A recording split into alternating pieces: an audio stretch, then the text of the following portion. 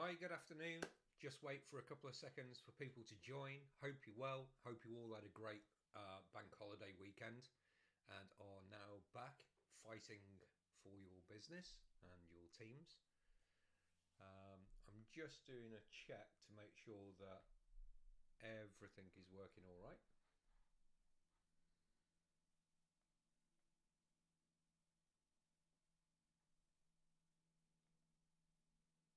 So, yep, that seems to be working okay, I think. Yep, so that one's working okay. So I'm good on YouTube, and am I good?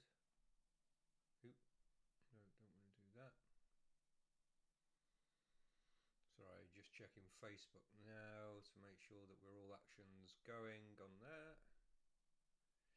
Yes, we're all go. Okay, so welcome. Today we're going to be talking about my journey, which hopefully will resonate for business owners who have either started their business and they're starting to scale, or st- they're already in the scaling mode, but the business has plateaued a little bit. So I bit of backstory about me first. I started my first business in 1996. That business was a food and beverage company supplying airlines and cruise ships and government buildings and military in the UK initially, and then around the world eventually. And I was a golf professional originally, had a knee injury, had to find something new to do for a career, and had a chance meeting with someone and ended up setting up this business. So the business was started. The goal was to make money. I was 26. I was really wanting to travel the world. I grew up in the West Midlands. Didn't really travel as a child. You know, UK holidays, caravan holidays, that sort of stuff. Nothing wrong with that. They're actually great. Had great fun with the family, but wanted to see part of the world or different parts of the world. So knew I had to find something which would a allow me to travel, but b would also deliver income revenue for me. So I started this business, and I'd always had an entrepreneurial mindset. Um, when I started playing golf, I used to play with a lot of businessmen because I was a good golfer. They'd invite me on their golf days. I'd listen to them. I'd listen to how they were negotiating their terms of their deals with their suppliers and putting together their financials and stuff. And they'd share, on the golf course. A lot more is shared on the golf course than it is in a meeting room. So if you don't play golf and you've thought about playing golf and you've got your own business, honestly, it's a great place to network, meet people, learn, and you find that people open up. You're with them for 3 or 4 hours. Yeah. Anyway, long story short, um, so I started this business, and the business started to do quite well. First year we turned over £192,000. Second year we turned over 1.9 million. Third year, 3 million. I think it was 2.9 million or nearly 3 million anyway. And the business then went on, and I sold it to a venture capitalist 11 years in. But the journey wasn't plain sailing. Um, Virtually every other day was heart in the mouth moment. Something would happen. There was reactive stuff in the business. We weren't structured properly internally. Um, the one thing that we did really, really well was networking. And I believe in action. There's no worse action than inaction. So I believe very much in taking action, in doing something. It might not be perfect. And you might learn that what you did wasn't that great, but at least you've learned that lesson and moved on instead of not doing anything and staying where you are. And you probably heard it a million times, so I'm not going to sort of push that down your throat. Um, what I really wanted to talk about was the journey the first time round. So we were winging it. Basically, we grew a really, really good network of people. So that's what we were really good at. And what we were also really good at is delivering on our promise. And our promise was that we would supply our customers next day with no minimum order quantity at a better price than anyone else in the industry anywhere in the UK. And we did it. Was it always commercially viable as a deal? Some were not, and the reason why we did that is because we knew that we would leverage more volume. By leveraging more volume, we would get bigger discounts, which would make the accounts we were making money on more profitable, and therefore the accounts where we were breaking even or just slightly losing money, we'd then make a little bit on them. And a lot of our clients had multiple sites. And the big sites were more local to us than the lower volume sites. So it made sense to us to lose money on certain sites and make money on the bigger sites. Um, Economies of scale. So, long story short, sold the business in 2007 to venture capitalists. That didn't work out for them. They tried to take the business off into a different area, and that didn't work for them. So I ended up buying the business back in 2013, 14. Um, and I knew that if I was going to grow the business again, I didn't want it to be reactive. I wanted it to be proactive.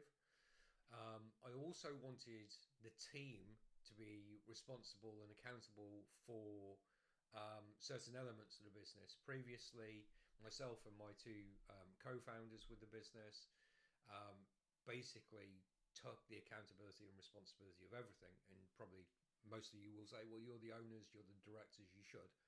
Ultimately, yes, we take accountability and responsibility. It doesn't necessarily mean that you have to do those tasks yourselves. And this is one big learning curve. What I also learned was transparency is best.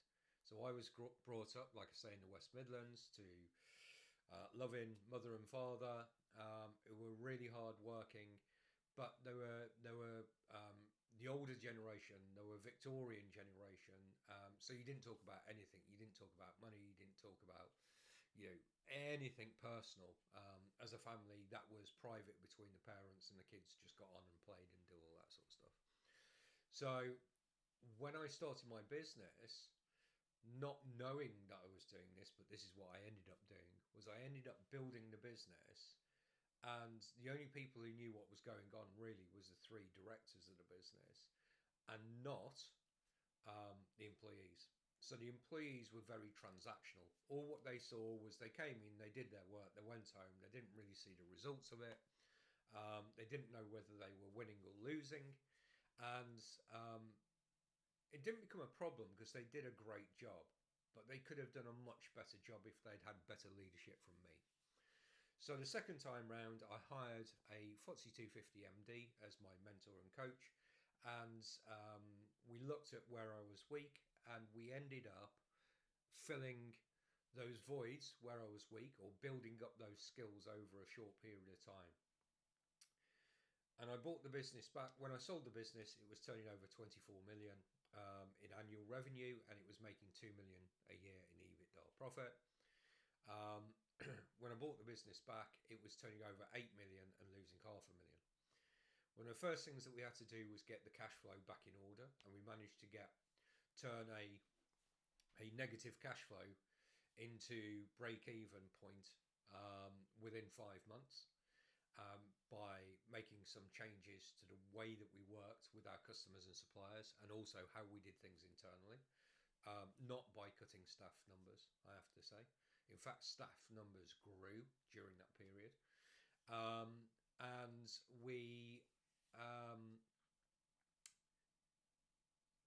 we also introduced different measuring systems. We introduced core values and core behaviours for the team, which was one of the major things that we implemented, and we also implemented transparency on the numbers. So we reported on numbers daily. The team knew what the numbers were daily, and that was profit and loss, good or bad. And we worked as a team to grow that business then moving forward. And I have to say, the difference between the first time round, which was me working 18 hours a day, and this is the main reason that I'm doing this live today, is I was working 18 hours a day, 7 days a week. Um, very rarely took holidays or had breaks, and it ended up in not a nervous breakdown. I was burnt out, properly burnt out, which wasn't good. And I've just realised that the volume might be a little bit low. That might be better. So apologies if you haven't been able to hear me too well. But I was burnt out, so I needed to fix that. So in comes my mentor coach. We work on internal strategies that we can use to take the business further forward. And sorry, so ooh, sorry. I was getting feedback from my speakers this end. So in comes the mentor and coach. We look at where I'm weak, and we start to implement systems, tactics that I hadn't used before to grow the business. And the impact of this was that A, the business started to grow quicker, and B, the business didn't rely so much on me. It was the business was running by the team, or being run by the team, but being monitored by myself and my senior management team. So I could focus on the strategic direction of the business rather than the day-to-day activities of the business.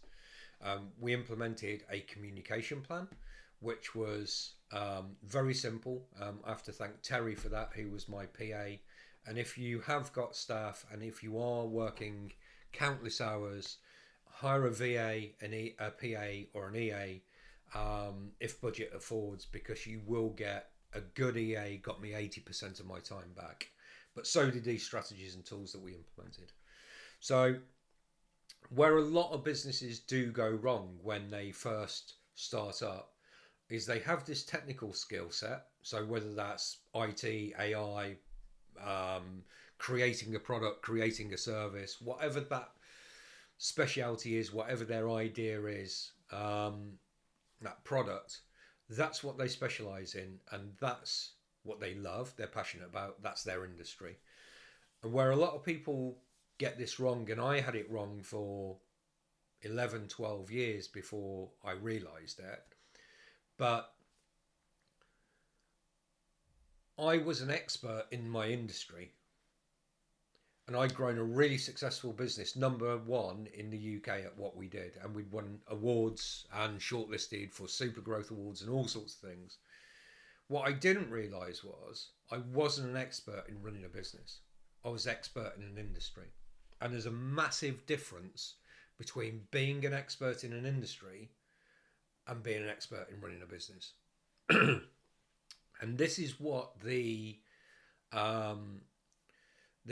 mentor, my coach, turned me into, or helped me develop the skill sets, was to develop the skills of running a business.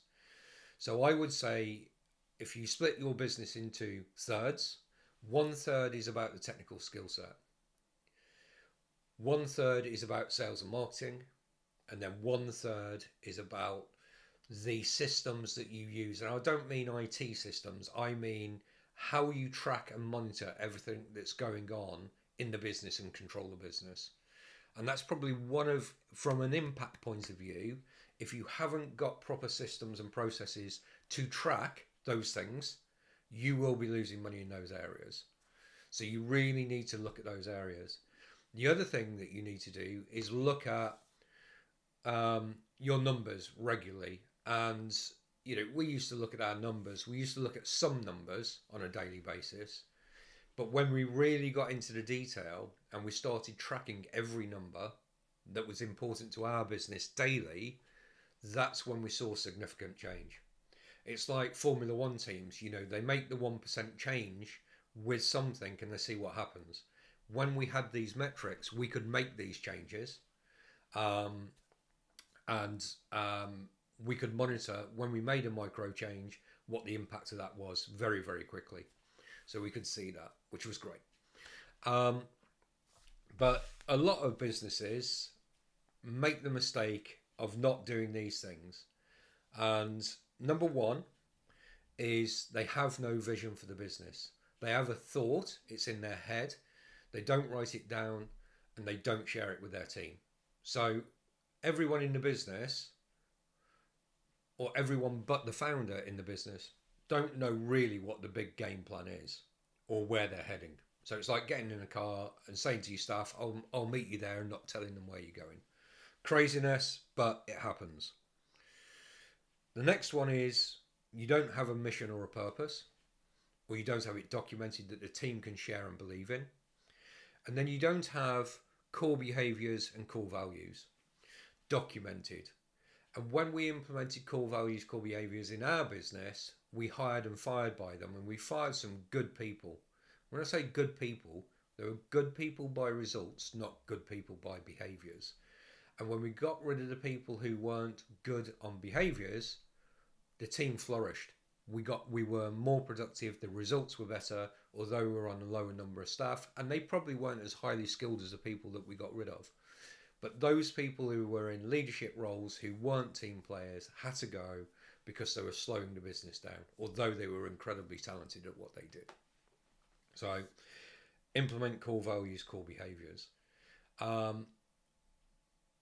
If you haven't got these things in place and you need some help doing that, then drop me an email, david@djwconsultancy.co.uk. You can follow me on LinkedIn, on Facebook, or here on YouTube as well. And drop me a message and I'll send you some information. If you let me know exactly what you're struggling with, whether it's sales growth, whether it's internal team challenges, whether it's cash flow, let me know and I'll respond to you directly with either a short email or a short video. And I do have a business growth assessment which people can take for free. It'll take 2 minutes to complete. If you complete that, at the end of that, once you've hit submit, I get sent the details. I think it's 7 questions, but 5 are multiple choice, so you only have to answer 2 questions, and you give me as much or as little information as you want. Once you've done that, give me 24 to 48 hours to review what you've put, and then I will record a bespoke video for you giving you some tips and advice on what I would do in your position to grow your business. Just to say, the business went on and scaled to 31 million in annual revenue and was sold to a high net worth family office in 2018. And we grew faster than we did before. It was less effort on my part. I wasn't working 80 hours less. I got 80% of my time back to work on the things that I should have been working on, which helped the business focus on where we should have been growing, to direct the team so they knew where they were going. So having a roadmap of where you're going, your Northern Star, is really, really critical. I hope you found this insightful. There's some thought nuggets, some golden nuggets in there. I plan to do these lives once a week. So please like and comment on this so we can get some traction and get in front of more people. Thanks very much for watching.